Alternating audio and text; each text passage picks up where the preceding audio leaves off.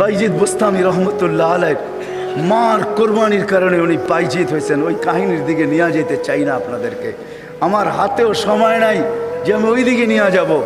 ওনার ছোট বয়সে বাপ মারা গেছে, মা পরের বাড়িতে কাজ করতেন।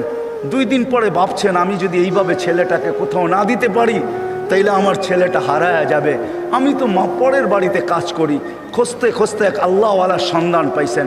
মানুষ বলছে ওই আলেম ওইখানে আছে, আল্লাহওয়ালা ও আলেমও যদি তোমার ছেলেটাকে নেয় বা তুমি যদি দিয়ে আসতে পারো তাইলে হয়তো তোমার ছেলে মানুষ হয়ে বাহির হবে। যা হাতে পায়ে ধরছেন, আমি বিধবা, আমার কোনো সন্তান নাই, স্বামী নাই, আমি পরের বাড়িতে কাজ করি, আমি চাই আমার ছেলেটা মানুষ হোক, আল্লাহওয়ালা হোক, দিনদার হোক, আল্লাহর এলেমওয়ালা হোক, আপনাদের মতো আলেম হোক, আপনি দয়া করে আমার ছেলেটাকে রাখেন। শাইখ রাজি হয়েছে, মা শর্ত দিছে আপনি আমার ছেলেকে ওই দিন পর্যন্ত বাড়িতে পাঠাইতে পারবেন না যতদিন পর্যন্ত আপনার মতো না বানায় দেন।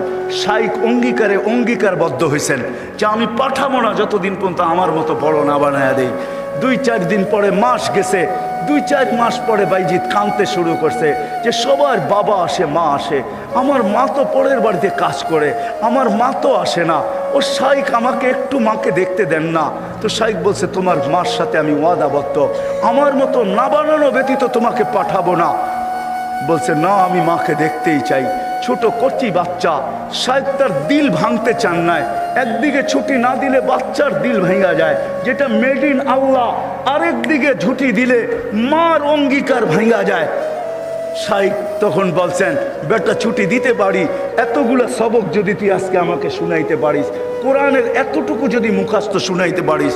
বাইজিদ বুস্তামি কোরআন নিছেন, হাত উঠায় দিছেন, মালিক মাকেই তো দেখতে যাব, কোরআন তো দিলের ভেতরে তুই জমায়া দিবি, তুই না দিলে তো আমি মুখস্থ করতে পারবো না।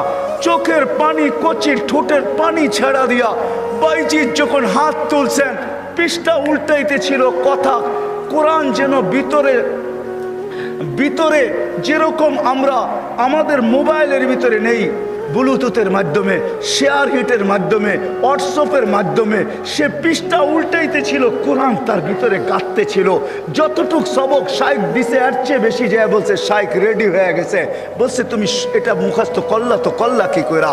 মুচকি হাসি দিয়া বলছে শাইখ কালাম যার সে বসায় দিছে।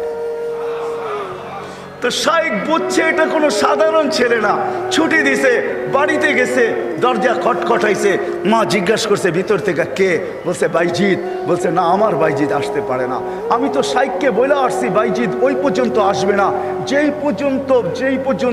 পর্যন্ত শাইখের মতো না হয়, আল্লাহওয়ালা না হয়, আমার বাইজিদ আসবে না। তুমি আমার বাইজিদ হতে পারো না। মা দরজা খোলেন নাই। মাও এরকম ছিল।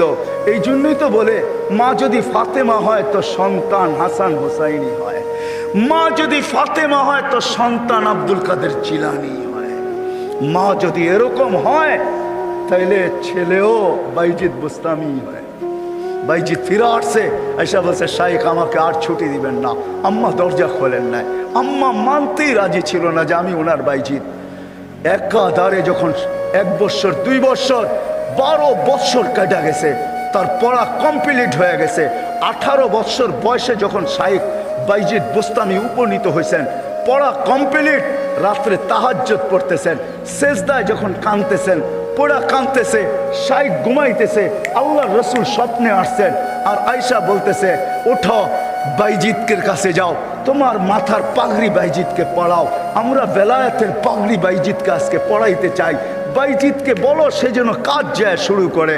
কমপ্লিট হয়ে গেছে, যাও। তার মা তার জন্য অপেক্ষা করতেছে। বৃদ্ধ হয়ে গেছে, কোনদিন দুনিয়ার থেকে চলে যায়। বাইজিদের মাথায় বেলায়েতের পাগড়ি আমি তোমার মাথায় পড়াইলাম, তুমি বাইজিদ উস্তাদ হিসাবে বাইজিদের মাথায় পড়ায় দাও। যা দেখে বাইজিদ রহমতুল্লাহ আলাইহি সেজদায় পড়ে কাঁদতেছেন। উঠাইছে উস্তাদ, বেটা ওঠ, হয়ে গেছে কাম। কি হয়ে গেছে? আল্লাহর রসুল পাগড়ি আমাকে পড়ায়া দিয়ে গেছে, বলছে তোকে পড়ায়া দিতে।